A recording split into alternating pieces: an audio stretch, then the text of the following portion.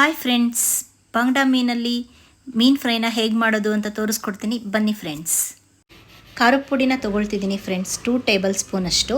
ನಿಮಗೆ ಖಾರ ಹೇಗೆ ಬೇಕೋ ಹಾಗೆ ತೊಗೊಳ್ಳಿ. ಅರ್ಧ kg ಫಿಶ್ ತೊಗೊಂಡಿದ್ದೀನಿ ನಾನು. ಆಮೇಲೆ ನಾನು ಧನಿಯಾ ಪುಡಿನ ತೊಗೊಳ್ತಾ ಇದ್ದೀನಿ, 1 ಟೇಬಲ್ ಸ್ಪೂನಷ್ಟು. ಅದಾದಮೇಲೆ ನಾನು ಅಕ್ಕಿ ಹಿಟ್ಟು ಮತ್ತು ಕಾರ್ನ್ಫ್ಲೋರ್ನ ತೊಗೊಂಡಿದ್ದೀನಿ, ಎರಡೂ 2 ಟೇಬಲ್ ಸ್ಪೂನಷ್ಟು ತೊಗೊಂಡಿದ್ದೀನಿ. ನಿಮಗೆ ಅಕ್ಕಿ ಹಿಟ್ಟು ಬೇಡ ಅಂತಂದರೆ ಸ್ಕಿಪ್ ಮಾಡ್ಕೋಬೋದು ಫ್ರೆಂಡ್ಸ್.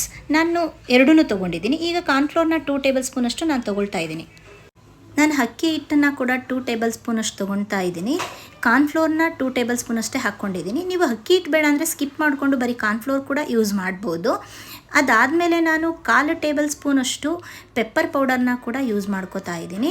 ಅದಾದಮೇಲೆ ನಾನು 1/4 ಟೇಬಲ್ ಸ್ಪೂನಷ್ಟು ಅರಿಶಿನ ಪುಡಿನ ಯೂಸ್ ಮಾಡ್ಕೋತಾ ಇದ್ದೀನಿ. ಆಮೇಲೆ ನನ್ನ ರುಚಿಗೆ ತಕ್ಕಷ್ಟು ಉಪ್ಪನ್ನು, ಅಂದರೆ ಅರ್ಧ ಚಮಚದಷ್ಟು ತೊಗೊಂಡಿದ್ದೀನಿ. ನೀವು ಫಿಶ್ನ ಹೇಗೆ ತೊಗೋತೀರಾ ಅದ್ರ ಮೇಲೆ ಉಪ್ಪನ್ನು ತೊಗೊಳ್ಳಿ. ಅದಾದಮೇಲೆ 1 ಗೆಡ್ಡೆ ಬೆಳ್ಳುಳ್ಳಿ ಮತ್ತು ಅರ್ಧ ಇಂಚಷ್ಟು ಶುಂಠಿಯನ್ನು ತೊಗೊಂಡಿದ್ದೀನಿ. ಅದನ್ನು ಪೇಸ್ಟ್ ಮಾಡ್ಕೊಂಡು ಇಟ್ಕೊಂಡಿದ್ದೆ, ಅದನ್ನು ಕೂಡ ತೆಗೊಳ್ತಾ ಇದ್ದೀನಿ. ಅದಾದಮೇಲೆ ಹುಣಸೆ ಹುಳಿ ತೊಗೊಳ್ತಾ ಇದ್ದೀನಿ ಫ್ರೆಂಡ್ಸ್. ಹುಣಸೆ ಹುಳಿ ಹಾಕೋದ್ರಿಂದ ತುಂಬ ಟೇಸ್ಟ್ ಬರುತ್ತೆ ಫಿಶ್ಗೆ. ಹಾಗಾಗಿ ನೀವು ಕೂಡ ಎಷ್ಟು ಬೇಕೋ ಅಷ್ಟು ಹುಣಸೆ ಹುಳಿನ ತೊಗೊಳ್ಳಿ. ನಾನು ಅರ್ಧ kgಗೆ ಎಷ್ಟು ಬೇಕೋ ಅಷ್ಟು ತೊಗೊಂಡಿದ್ದೀನಿ ಫ್ರೆಂಡ್ಸ್. ಹುಣಸೆ ಹುಳಿನಲ್ಲಿ ನಾನು ಮಸಾಲೆನ ಕಲಿಸ್ಕೊಂಡಿದ್ದೆ. ಇವಾಗ ಸ್ವಲ್ಪ ನೀರು ಹಾಕ್ಕೊಂಡು ನಮಗೆ ಎಷ್ಟು ಬೇಕೋ ಅಷ್ಟು ತಿಕ್ನೆಸ್ಸಲ್ಲಿ ಕಲಿಸ್ಕೊಳ್ಳೋಣ. ಅಂದರೆ ತುಂಬ ಗಟ್ಟಿನೂ ಇರಬಾರ್ದು ಮತ್ತು ತುಂಬ ತೆಳುನೂ ಇರಬಾರ್ದು.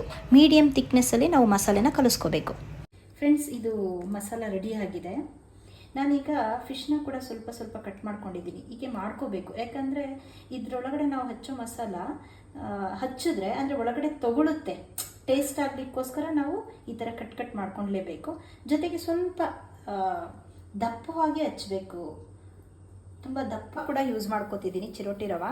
ಏನಕ್ಕೋಸ್ಕರ ಅಂತಂದರೆ ನಾವು ಹಾಕಿರೋ ಮಸಾಲ ಇದೆಯಲ್ಲ, ಅದು ಆಚೆ ಬರೋದಿಲ್ಲ ಎಣ್ಣೆಲಿ ಹಾಕಿದಾಗ ಅನ್ನೋ ಉದ್ದೇಶಕ್ಕೆ ನಾನು ಚಿರೋಟಿ ರವೆನ ಯೂಸ್ ಮಾಡ್ಕೋತಾ ಇದ್ದೀನಿ. ರವೆನ ನಾನು ಹಚ್ಕೊಂಡು ಆಗಿದೆ ಫ್ರೆಂಡ್ಸ್. ನಾವೀಗ ಇದನ್ನು ಅರ್ಧ ಗಂಟೆಗಳ ಕಾಲ ಎತ್ತಿಡಬೇಕಾಗತ್ತೆ. ಅಂದರೆ ನಾವು ಹಾಕಿರೋ ಮಸಾಲ ಅದು ತಗೊಳ್ಳಿಕ್ಕೋಸ್ಕರ ಟೇಸ್ಟ್ ಚೆನ್ನಾಗಿ ಬರುತ್ತೆ. 1/2 hour ಅದನ್ನು ಎತ್ತಿಡಬೇಕು.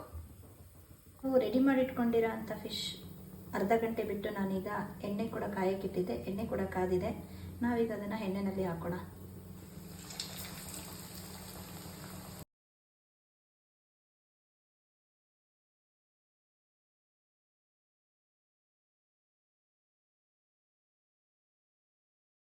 ನೋಡಿ ಫ್ರೆಂಡ್ಸ್, ತುಂಬ ಕ್ರಿಸ್ಪಿಯಾಗಿ ಬಂದಿದೆ ನೋಡಿ. ಸ್ವಲ್ಪನೂ ಅದು ಮೆತ್ತಗನ್ನಿಸ್ತಿಲ್ಲ, ತುಂಬ ಚೆನ್ನಾಗಿದೆ. ನೀವು ಒಂದ್ಸಲಿ ಮಾಡಿ ನೋಡಿ ಫ್ರೆಂಡ್ಸ್. ಜೊತೆಗೆ ಈ ವಿಡಿಯೋ ಇಷ್ಟ ಆದರೆ ಶೇರ್ ಮಾಡಿ, ಲೈಕ್ ಮಾಡಿ, ಫಾಲೋ ಮಾಡಿ ಫ್ರೆಂಡ್ಸ್.